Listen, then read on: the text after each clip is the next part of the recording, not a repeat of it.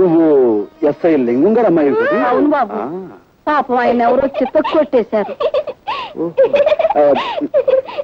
చూడు శీలావతి, అది కూడా పెట్టుకో. బాబు నువ్వు ఒక్కసారి మా ఇంటికి భోజనానికి రావాలి. తప్పకుండా రారు, తప్పకుండా రావాలి, తప్పకుండా రావాలి. తప్పకుండా అనుగ్రహం. వస్తాం బాబు, వస్తారులే రామ్మా.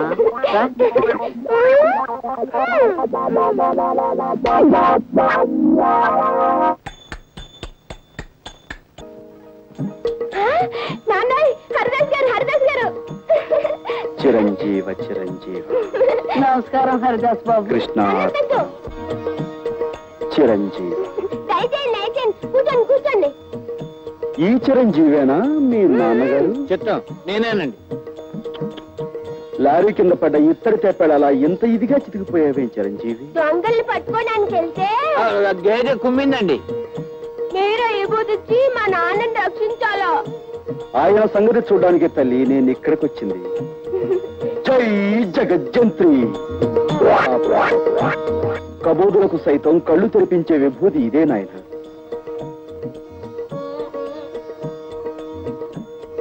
స్వామి, తమరు నిజంగా కలియుగ భగవంతులే. తమరు మా ఇంట్లో ఉంటే సాక్షాత్తు ఆ 7 కొండల వాడే మా ఇంట్లో ఉన్నట్టుగా ఉంటుంది. తమరు ఇక్కడే ఉండి తమ విభూతితో ఈ సబ్ ఇన్స్పెక్టర్ని సర్కిల్ ఇన్స్పెక్టర్ చేయించాలి. ఏది నోరు తెరు. స్పెషల్ బ్రాంచ్ నుండి మిమ్మల్ని అందరినీ ఎందుకు పిలిపించానో తెలుసా? జాకాల్స్ క్లబ్ మీద అనేక రిపోర్ట్స్ వస్తున్నాయి. ఈ రోజు రాత్రి 10 గంటలకి ఆ క్లబ్ మీద దాడి చేయాలి.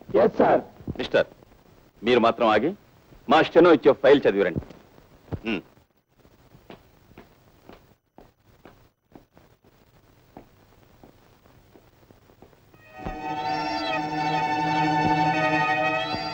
మామయ్య, నీ కాపురం చెడగొట్టానికే నేను నీ మేనల్లుడిగా పుట్టాను. Wait wait wait wait.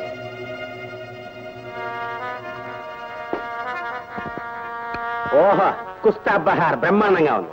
అస్సలు సోడా కలపకుండా తాగండి. ఓహో, కుస్తా బహార్. ఎన్నాళ్ళకి నన్ను ఇలా పెంపుడు కుక్కను పిలిచినట్టు చిటికేస్తూ పిలిచావు. ఎన్నిసార్లు చెప్పాను పగటిపూట క్లబ్కు రావద్దని? అవును, పగటిపూట రావద్దన్నావు, పెళ్ళామా అని పిలవద్దన్నావు.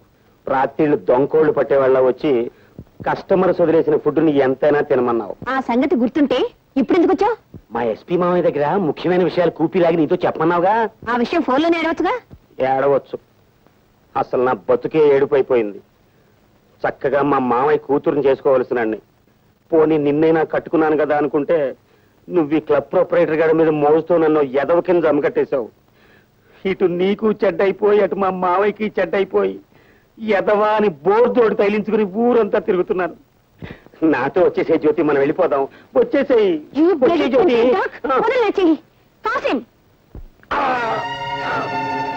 ఇక్కడున్న హద్దులేమిటో అర్థమైందా? అర్థమైంది, అర్థమైంది. ఇప్పుడు చెప్పు, నేనెవర్ని? ఈ క్లబ్కి మహారాణివి. నువ్వెవరివి? మహారాణి గారి పెంపుడు కుక్కని. మళ్ళీ ఎప్పుడైనా పగటి పూట వస్తావా? రాను, అర్ధరాత్రి దాటాకే వస్తాను. గుడ్.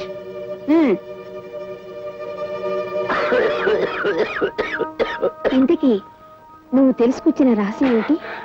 మా మామయ్య స్పెషల్ బ్రాంచ్ పోలీసుని పిలిచి ఈ క్లబ్ ని రాత్రికి రైడ్ చేయమన్నాడు.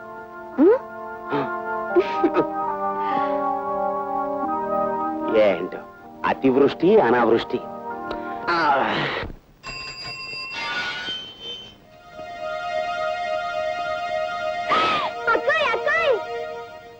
అక్క అక్క, మన ఇంటికి ఎవరొచ్చారో తెలుసా? చూశాను. అతను ఎందుకు వచ్చాడు ఇక్కడికి? మా నాన్నకి ఇచ్చి నయం చేయడానికి వచ్చాడు. అక్క, హరిదాస్ లేదు, జై జగజ్జంత్రి అంటే ఎంత విభూతి వచ్చింది. విభూతితో పాటు నీ కళ్ళలో కొట్టడానికి కారం తెప్పించలేదా? అయ్యో, కారం నేను అడగలేదే. నీ కావాలంటే చెప్పు, ఉఫ్ అంటే కారం వచ్చేస్తుంది. అక్క, నువ్వు వెళ్ళి కాసేపు విసిరివా? దీంతో కాదు, ఆ తల భద్రైపోయేటట్టు ఇప్పుడే రాయి విసురుతాను. ఏంటి ఇలా ఉంటుంది? నేనే విసురుతాప్ప. ఏమిటమ్మా నువ్వు చెప్పేది నిజమే? నిజం బాబాయ్ గారు, దొంగతనం అతని వృత్తి. అమ్మ బూడిద రాసుకెళ్. విభూతి పేరు మీద నా మొహాన్ని బూడిద రాశానన్నమాట. వాడికి బూడిద ఎలా రాయాలో నేను చెప్తాను. నువ్వు వెళ్ళి వాడిని ఇక్కడ పంపించు. పంపించు పంపించు.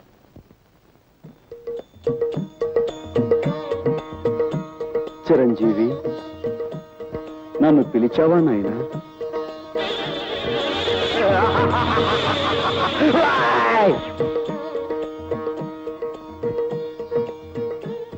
ఏమిటి నాయన ఆ చూపు? ఇంకాస్త బూడిద నోట్లో పోయమంటావా? నోరు ముయిరా మాయలు పక్కీర్, నీ సంగతి నాకు ఇప్పుడే తెలిసింది. మర్యాదగా బయటికి పోతావా లేక మక్కలేదు దాన్ని బొక్కలు దోయించమంటావా? తొందరపడి రక్తపోటు తెచ్చుకోకు నాయన. ఎవరి మాయ మాటలో విని నీ మనశ్శాంతిని కోల్పోయినట్టున్నావు. నా మహిమ చూపిస్తాను చూడు నాయన. జై జగజ్జంత్రి. ఇదేమిటి? నన్ను మాయల పకీరు అన్నావుగా, ఇదిగో ఇది నా మంత్రదండం.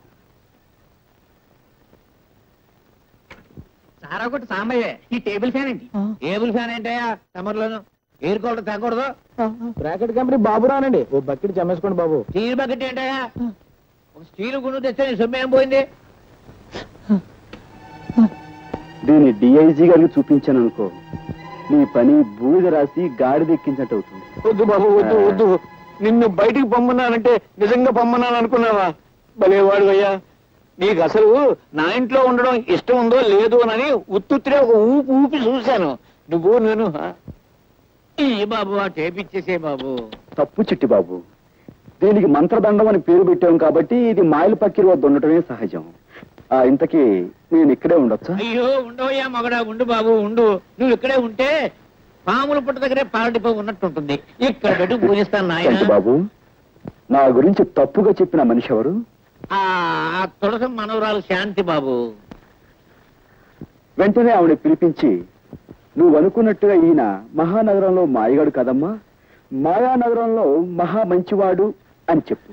ఏమ్మా? మళ్ళీ ఆ గొడవ ఎందుకయ్యా బాబు?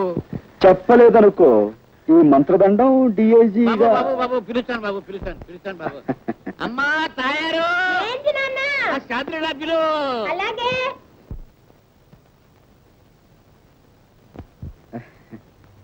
పిచ్చి మొహమా. చూడమ్మా, రాముడు ఎంతో మంచివాడు అనుకునే వాళ్ళు ఉన్నారు. అలాగే పెళ్ళాన్ని అనుమానించాడని, వారిని చెడుచారు నుండి చంపాడని చెడు చెప్పుకునే వాళ్ళు కూడా ఉన్నారు.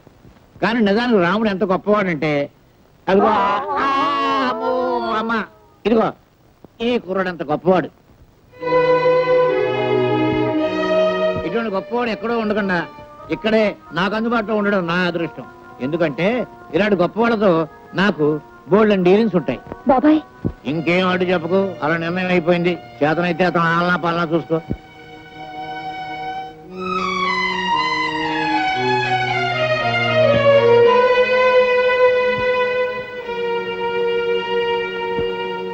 బామ్మా ఇలారా. అక్కడేం చేస్తున్నావు? సపరీలు ఉపచర్యలు పరిచర్యలు. సపరీలు చేయడానికి ఆయన అన్న దేవుడా?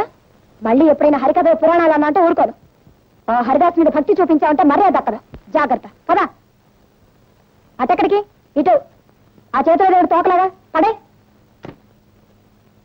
రా.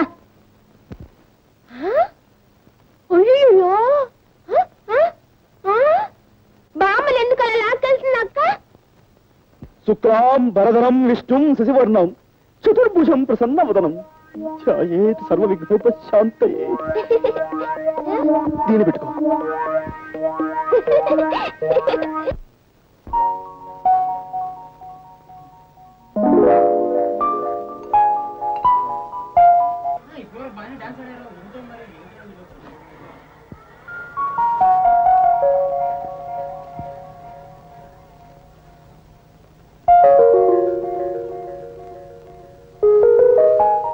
బాబు, వయసులో చిన్నవాడివైనా పాండిత్యం ఉట్టిపడుతూ నువ్వు చెప్పే హరికథ వింటుంటే నాకెంతో ముచ్చటేసిందయ్యా. అదంతా మీ అభిమానం బామ్మగారు. మరేమో నా మనవరాలు నువ్వు దగాకోరివి మోసగాడివి అంటుందయ్యా. నిన్ను చూశాక నాకు నమ్మబుద్ధి కావటం లేదు. లేదు బామ్మగారు, మీ మనవరాలు చెప్పిందే నిజం. ఆ? అసలు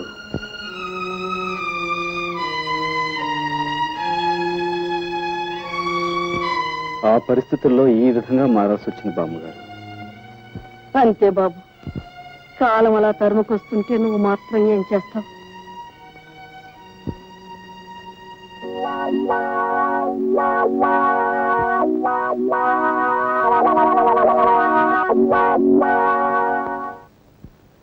భయమే నీ శత్రు శత్రువు ఓ మనిషి భయమే నీ మృత్యువు. ఈ మాయగాడి వేషాలకు మోసాలకు అంతం లేకుండా పోతుంది. ఇంట్లో లేకుండా చూసి ఇతని గదంతా గాలించి గుట్టుమట్టులు బయట పెట్టాలి.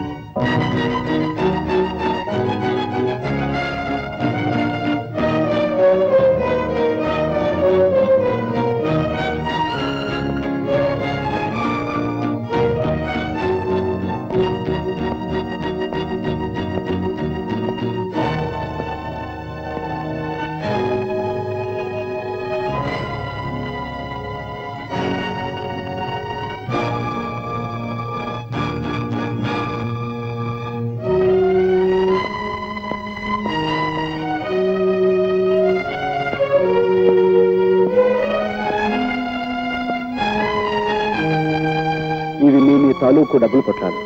వీటి మీద మీ పేర్లు కూడా రాస్తున్నాయి. ఇది వరకు మిమ్మల్ని ఒకసారి క్షమించమని అడిగాను. ఇప్పుడు మళ్ళీ అడుగుతున్నాను. మీ డబ్బు కాజేసినందుకు నన్ను క్షమించండి. తీసుకోండి.